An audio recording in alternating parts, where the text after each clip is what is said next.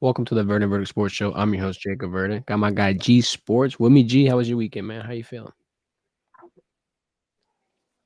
Really good weekend, man. Just sitting around watching football on Saturday and Sunday, and got to cover some good high school football on Friday. So I had a pretty good weekend, man. Typical weekend for G Sports. Typical weekend for Louisiana sports too, man. Pelicans couldn't get it done, bro.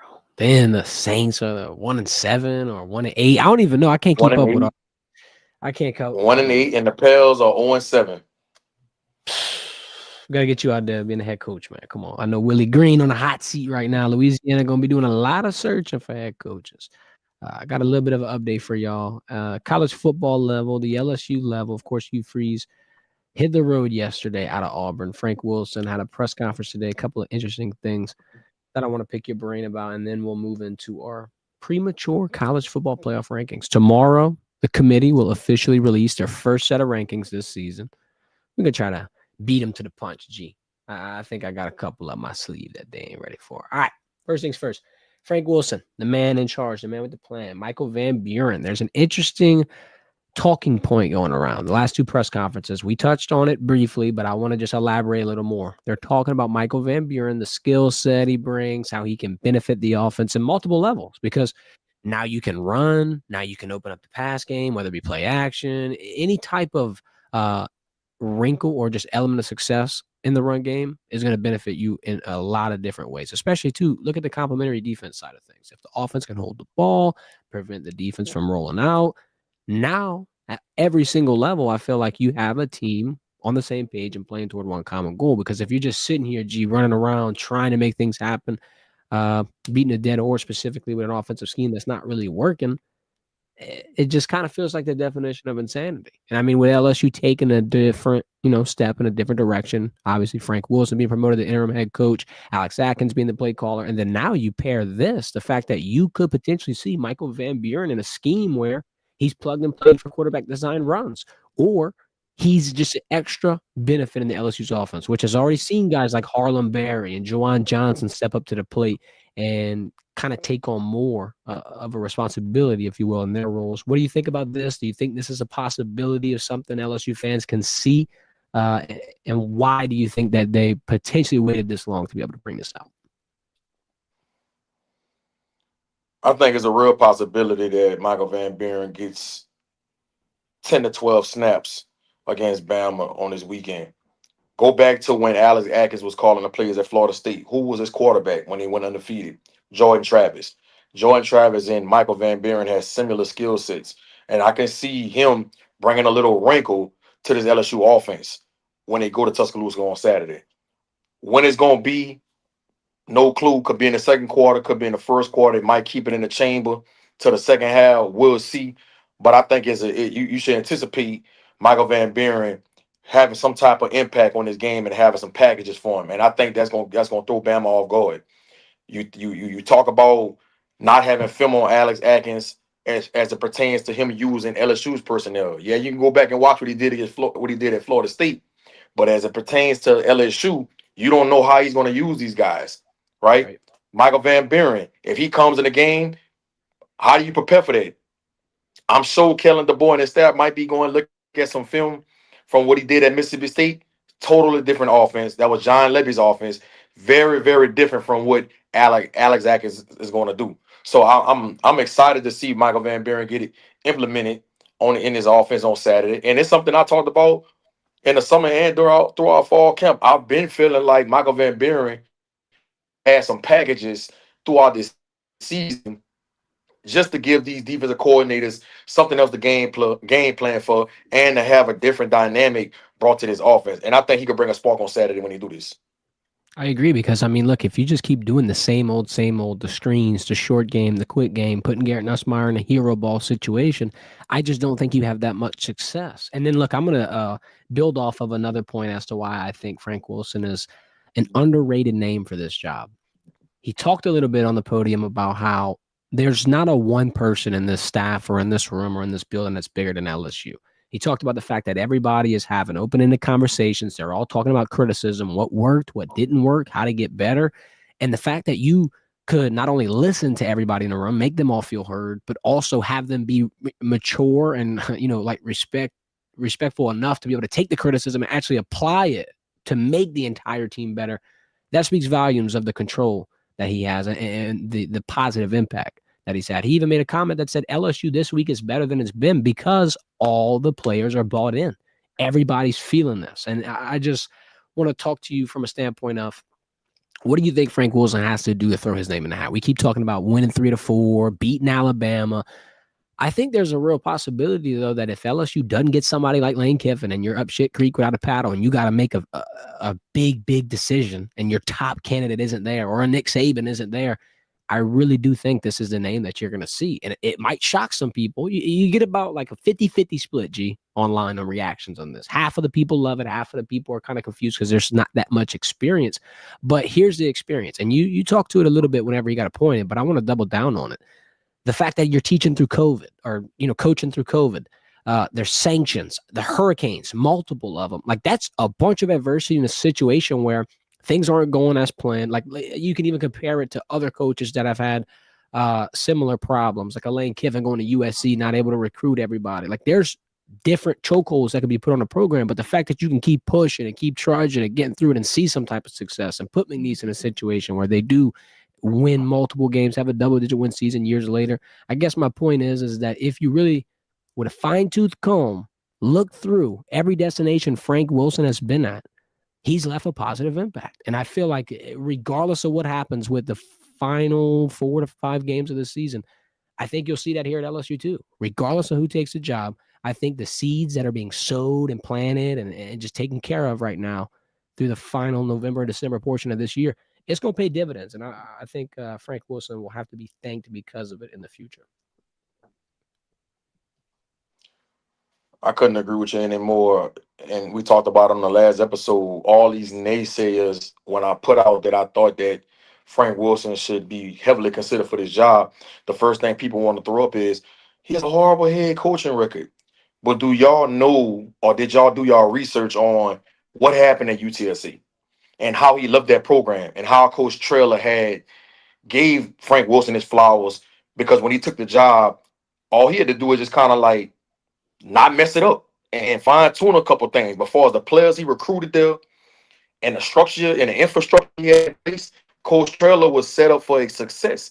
That's why he won 11 games and 13 games back-to-back years after Frank Wilson left. He was set up for success because of the foundation that Frank Wilson laid down at UTSC. And I go back to the McNeese days. Hurricane Ida left that university in Lake Charles in disarray. Frank Wilson had more time getting the city back up to flow, getting the city back up to running like it's supposed to be, and getting out in the community and doing different things like that, more than trying to build a football program up.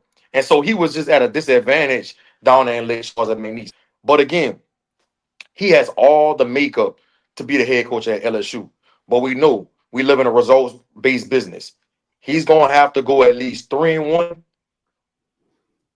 or 4-0 these last 4 games for him to be considered as the head coach, to be considered the next head coach at LSU. And I would think that one of those wins is going to have to come against Oklahoma or Alabama. Don't talk about if he beats both of them. I think it would be an absolute travesty if Frank Wilson not considered to be the next head coach if he goes 4-0. No, 100%, especially with the names that you see on this list. We'll get to it in a second. I want to double down on that Michael Van Buren point, though, because he did mention the fact that Alabama's got a really tough test. You got Ty Simpson, who we all know the anticipation and the decision-making and just the mobility that he possesses is that of an NFL quarterback. Like, he is one of the most unsung heroes this season. Like, we say it time and time again. Going into this year, we had a list of quarterbacks that might not have lived up to the expectations we set. This guy smashed him out of the park. Ty Simpson has a 20-1 touchdown to interception ratio. He's killing defenses across the board. I think that if you go and you look at the injury report and you look at obviously the way that LSU's played recently, you're going to get a little worried. Whit Weeks questionable, Carius Kern questionable, obviously Tyree Adams out. I'd imagine DJ Chester would slide in at left tackle. They said Carius Kern participated in walkthroughs and like they're going to try to get him ready for Saturday. But I just want to ask you real quick before we, do the preview Wednesday and whatnot. If LSU can't get Carius Kearns suited and ready, what do you do? Because that's one of the biggest glaring mismatches that Alabama's going to try to take advantage of. How do you mitigate that? Is it as simple as just run ride or throw Michael Van Buren in the mix and try to make them, run around like chickens without their heads on? Or like, what's the move here if Carius Kearns can't get suited? Because that one's got me worried, G. Yeah, that further lets me know that Michael Van Buren will have an impact on this game. You can't go into Tuscaloosa with the pass rush that they present with Overton and them guys and not have a guy to be able to use his legs to be able to get out of traffic and get out of pressure and these blitzes that they're gonna throw at him. And so I think that they're gonna do a good job of game planning, trying to chip the ends, trying to give him max protection. If him or Nuss is in the game, I think they're gonna have a good plan, bro. But I'm gonna go to a bigger point, and I think people not thinking about this. After this Bama game, how many guys are going to opt out? Yep. Man, so Delane say, man, I got enough film. I'm projected to go first round. We ain't going to the playoffs. I'm opting out. Well, Hal Perkins say, hey, I played against Bama. I got enough film. I am what I am. Me playing the rest of the season really not going to help my stock. All it could do is hurt it. I'm opting out. Will Nussma say I'm opting out? Will Barryon Brown, these guys, I'm opting out. I'm very curious to see on how this will out. Can Frank Wilson talk these guys into finishing this season strong? Mm-hmm. Can he? I don't know. That's a big question mark. So that's some of the things that I'm thinking about as it pertains to this Bama week. Will this be the last week we get to see LSU at full strength with all their head honchos? Yeah, that's a good point because it's still early in that process. Frank said there wasn't any, decisions being made right now. People weren't entering the portal yet, but it's a bye week, G. It's the first week in a transitional phase, and you still got to see the product on Saturday. You got 14 days to get everything together, sure, but you're going to know exactly where you are after that benchmark in Tuscaloosa and Bryant Denny. So I'm going to agree Yeah, with but you. you had to know nobody was going to opt. You had to know nobody was going to opt out before the Bama game. This You is got to going to see be how it national plays out. televised. There's going to be a stage. You had to know nobody was going to opt out before this Bama game. I'm curious to see after this Bama game who's still going to be a part of the program. Yep. Yeah, it's pretty early right now. You think that you're making it out of the home stretch, but them phones are still going to be ringing, G, all week long. I'm going to be paying attention to it. Let's talk about some news that got broke on Sunday. Hugh Freeze, Auburn. Not surprised. He went 6-16 in the SEC through his, 2.5 years at Auburn. He had a $15 million buyout, which is really not that bad. When you look at this list, guys like Brian Kelly and James Franklin, I think Napier was a little bit more, 21 million. Either way, Auburn got out ahead. However, they are about to hire their fourth head coach in 7 years, G. Now, that's one of the worst situations in college football. That's something that I don't want to see LSU get into because if you constantly keep making the wrong hire and you constantly keep buying out, that's going to be a revolving door that I think is just going to be like a chain reaction. Like the easier it is to buy somebody out, or the more you do it, I feel like it's just going to become habitual. Either way, if you look at this tweet, these are the jobs open. Arkansas, Auburn, Colorado State, Florida, LSU, Oklahoma State, Penn State, UCLA. I mean, dude, they got so many. And then there's a handful that could potentially open up too. Clemson, Kentucky, Florida State, maybe, even though they got a crazy buyout. People are saying even South Carolina. So my question to you is this, because I'm sitting back looking at all these teams, looking at all these names, and the first thing that pops into my head is, there's a lot of competition for hiring a coach. Normally it feels like, gee, there's half a dozen teams, big programs looking for guys. Now you're going to have so many more because even if you add 5 more to this list, you're looking at like a dozen and a half damn near. Now, I don't really think teams like LSU, Penn State, Florida, they're not really going to be suffering from this because you're in the top tier, the biggest tier, the highest tier you could possibly rank. Those 3 schools will be in your blue bloods, if you will. Shout out Floby, put Florida in there for you. But the coaches they're getting, they're not doing a lateral move. They're looking for a huge step up. Like they're not going to be Lane Kiffins and Dillinghams and all that. They're not going to be wooed by all these other jobs.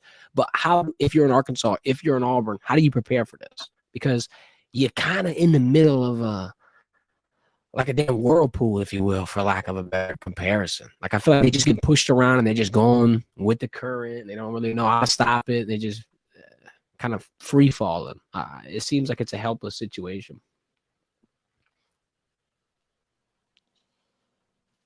To me, man, when you look at these job openings, the only teams on that list that should have real expectations is LSU and Penn State.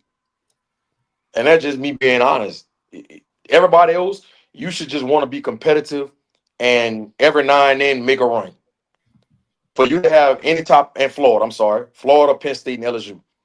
Everybody else, man, you should want to just be a team that get in the top 25 here and go to a bowl game, and that should be good enough, bro. And hopefully you get a generational talent like a Cam Newton or Johnny Manziel, and you make a run to the championship or have an opportunity to play for a championship. And I think to just looking at the Hugh Freeze situation, bro, I know he had 2 losing seasons before this year, but I just think this year he could very well be sitting at 1 loss or even undefeated right now. When you look at what Auburn did this year, bro, they lost to Oklahoma by 7. They was leading at halftime. And I could go back to a couple calls in that game where I feel like Auburn got screwed that could have changed how that game really went.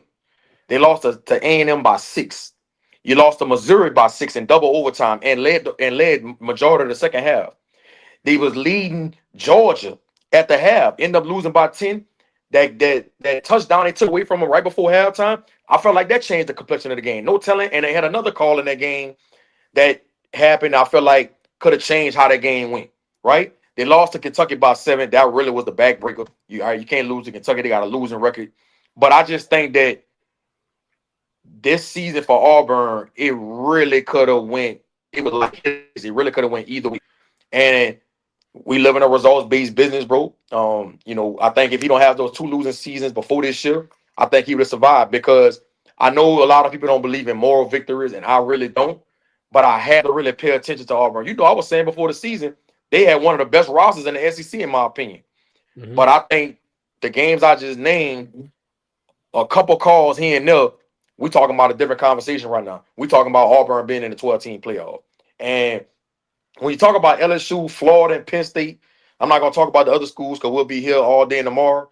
But they got to get some real people in these rooms that understands what to look for in a head coach. I think Andrew Whitworth, the former LSU Tiger, Hall of Fame left tackle, played for the Rams, won a Super Bowl. He talked about how instead of getting all these guys with the big checkbooks and all these billion-dollar donors in these rooms trying to make a decision on who the head coach is going to be, how about y'all get some former players that played at a LSU or Florida that played on an elite level, played in the NFL for 8, 10 years, that understands what winning looks like, what works, what doesn't work.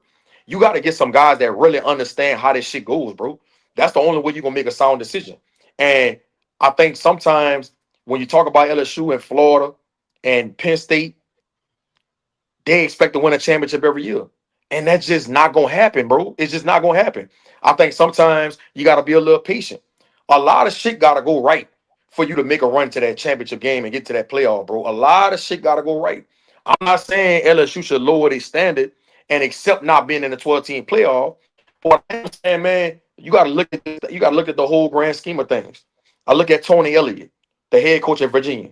His first 2 years on the job, losing seasons. Guess what? He's 8-1 right now, number 1 in the ACC, and they're in the 12-team playoff if it started today. Just think if Virginia would have said, we giving up on Tony Elliott. I'll go back to somebody like Mike Elko. When he was at Duke, he wouldn't no world be there at Duke. He won 7 games. I think 1 year, and he won 8 games another year. Comes to A&M last year, right? I think he won 7 or 8 games. Now this year, he's undefeated.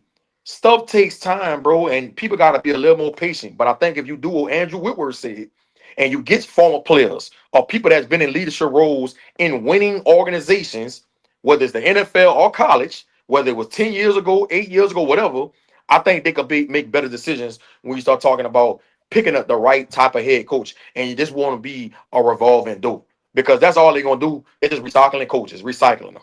And it's just getting out of hand, especially when you talk about these buyouts. Yep, I'm glad you brought up Mike Elko. It popped up in my head instantaneously. G talking about having to like find that middle ground between the people paying the money, the people making the decisions, the fans, the former players. Because in A&M situation, you remember they almost hired Coach Stoops, Mark Stoops, I believe, and the fans went crazy on Twitter. They were like, "No, the hell you're not. We're not doing this. I'm not. No, no, no, no, no, no." And then they bring in Elko, and here we go. Like you said, 8-win season, beat And look, LSU. Look at this now. I'm a 3 team. but and look, for people, the A&M fans probably know, but our LSU fans probably don't really know the backstory behind this. Mike Elko was not their first choice, bro. He wasn't even a second choice. I'll take it a step further. Mike Elko wasn't even a third, fourth, or fifth choice. Mike Elko was a safe route when you talk about how much money they was going to have to pay their next head coach because they had just spent $70 million in a buyout to Jimbo Fisher. Yep. But guess what, though? They got it right. They got it right, bro. You're not gonna go spend all this money on this hot name coach, and then what if it don't work out? Now you got to come out with another buyout, which leads me back to my next point that I've been saying for our last 3 episodes. Frank Wilson, if he finishes the season all right, 3-1 or 4-0, you got to heavily consider him as the next head coach for LSU. I know Verge Osbury is going to be had full autonomy for the next head coach. I would hope that he do his due diligence and give Frank a fair shake if he end the season off the right way, bro. I agree. I want to ask you this before we get out because I know we don't want to talk about all the coaches, but I want to ask you about James Franklin, bro, because I'm not going to lie to you. I'm going to say something wild. Everybody going to clip it. They all going to have a reaction. I don't care. I think he's got an opportunity to be able to coach on one of these bigger teams. I'm not going to say an LSU, but, bro, if you're in a spot like that where you want to take a safe, calculated approach or a safe, calculated hire, he's already got bought out. I doubt the money's going to be what woos him in. He don't got no job. You're not paying no Yeah, buyout. You're not really going to have to worry about much. yeah, How realistic is James Franklin's for chances of sure. getting back in this thing? Oh yeah, but James Franklin probably can get either one of them jobs besides Auburn, LSU, and Florida. Um, and look, he might get Auburn. I don't know, but I don't think he'll get. I don't think he'll get LSU or Florida. But Auburn, Arkansas, Oklahoma State, Virginia Tech. You know, he from around that area. If I'm not mistaken, I can see him getting either one of them jobs. He gonna be a hot name, bro. Yep. He shouldn't have got fired. That's I was another about to say impatient program. that's what I think makes him a top People was in the top semifinals candidate. last year. People was in the semifinals last year, and y'all fired him. Come on, man. Yeah, let's hop in the chat real quick. I see some people sounding off. We got Damon Wilson in the chat saying, I sound like Jeff Landry. He asked if we're related. No, we're not related. I know, hey, come on. I got a little Cajun accent, G, but hey, I know how to mind my business a lot better than Jeff Landry. That's all I'm going to say. It's good. I'm going to stop taking shots. Someone wants an update on Dang. Nico, G. Update on Nico. What you got? Bring Beeman for special teams coordinator. Yeah, I actually popped that one up. My bad. We could address this one, but this was a question I I would meant like to that. show you. Yeah, I would like that. G, can you update us about you saying we might be after Nico? I ain't gonna lie. With Brian Kelly getting fired, I don't know how that's gonna go now because it depends on if these same people are in the building at LSU when they pick their new head coach. So it might have a wrinkle in it. I don't know. We're gonna see. That is a big factor in this decision-making process that I feel like nobody's paying attention to the most. Is that recruits, all these transfers, all these relationships you're building, that gets fragmented the minute that all these people go out the door. It's gonna be something to keep tabs on. Let's see what else we got. Yeah. Let's see. Someone I said they like could the see Beamer Frank. special teams coordinator though. I like that. That's interesting, dude. I ain't gonna lie. I didn't think, and this might sound crazy. I know South Hold up. Carolina's He been on a said he can slide. see. Oh, we're kind He said he can of see who at Oklahoma State. James Franklin. Oh. Yeah, that was back when we were talking about James Franklin. But the Shane Beamer point, bro, I did not think they were going to consider firing him. I thought he for sure would have another year. But is it because Lenore Sellers would be on the way out, Nick Harbor on the way out, Dylan Stewart? Like, he going to lose so much talent, and then they might not be able to bring it in? What's that about? No, I don't think Dylan Stewart not draft eligible. Oh, And yeah. Lenora Sellers, yeah, he draft eligible, but he would be crazy to go to the draft. Like Okay. he probably be a 56 round pick. So he should be coming back next year. Okay. All right. Let's do our college football playoff poll preview. So tomorrow, the committee is going to vote, do what they do, put 12 teams in a ranking. It won't be finalized. It won't be stuck in concrete, but it'll be a good glimpse, I think, into what we will see. I am confident in giving you my top 4. After that, I think it's a free-for-all, my top 4 in this order. Actually, let me not say in this order because I'm very confused on how they're doing these playoff filters. Because last year they did conference championships, and I think this year they're just doing the straight up top 4. So correct me in the comments if I'm wrong. But my top 4, I will put Ohio State, Indiana, A&M, Alabama. Feels really cut and dry and simple. After that, yeah, you got your usual suspects: Georgia, Oregon, Ole Miss, Texas Tech, Notre Dame. I'm gonna throw Virginia in there, Georgia Tech, and Texas. That's a really weird way to put out my top 12. But I'll let you react to that and what you think. And I got a couple of weird notes too about these odds for the playoff field. You say you got Ohio State 1, Indiana 2. Who 3? I had my top 4 in order: Ohio State, Indiana, A&M, Alabama. It's split, Big Ten, SEC. All right. Only one I'll switch is, I'll play A&M 2 and Indiana 3. And I'll keep Bama at 4.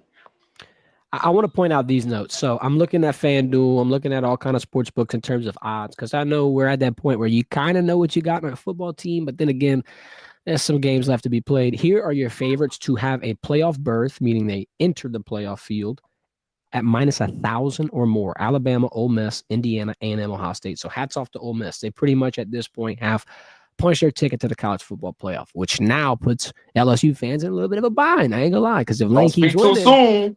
You're right. Knock on wood. Yeah, you're right. Knock on wood.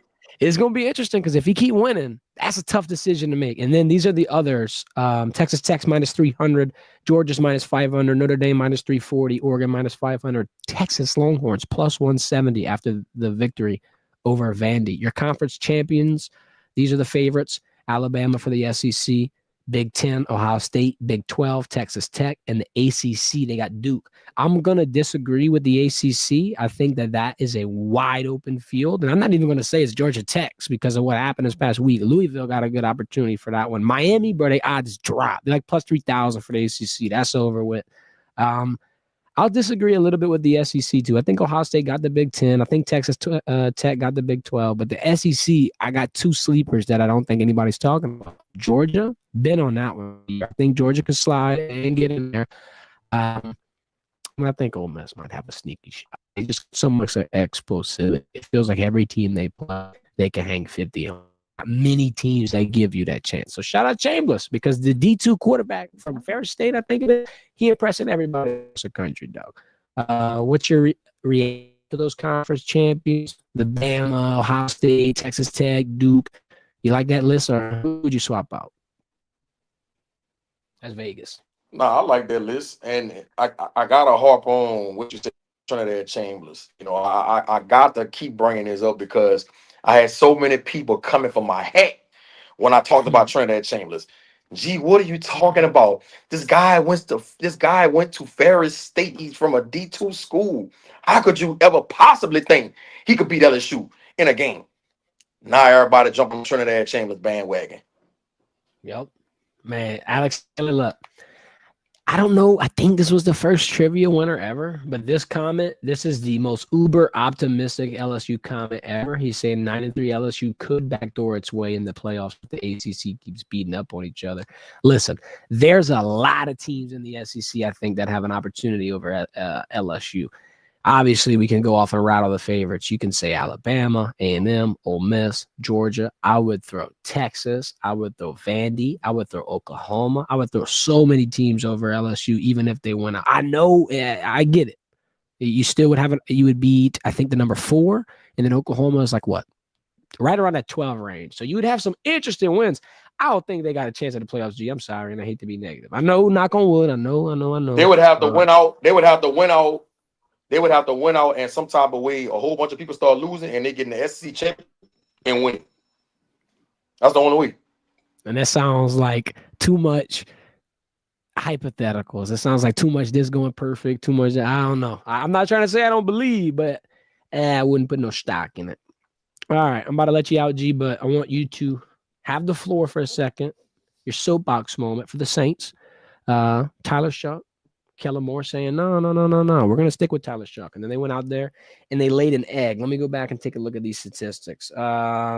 Time of possession, Rams had 44 minutes, Saints had 16. Saints only had 10 first downs. Rams had 30. Saints 2 for 9 on third down, 0 for 2 on fourth down. Rams obviously 7 for 14. Run game, abysmal. 57 yards for the Saints, 170 for the Rams. Taysom Hill was your leading rusher with 30 yards. Kamara only got 16 yards on 6 carries. So my question to you is, do you think Kellen Moore is dying on the wrong hill with this Tyler Shuck situation? Because they don't look to be having much success with the change. I know you didn't have much success prior to the change, but I'm hearing a lot of voices of reason saying that Spencer Rattler was the better choice. Your opinion? Not only is he down on the wrong side of the hill, I don't know if Kellen Moore is on something or if he's coming off it.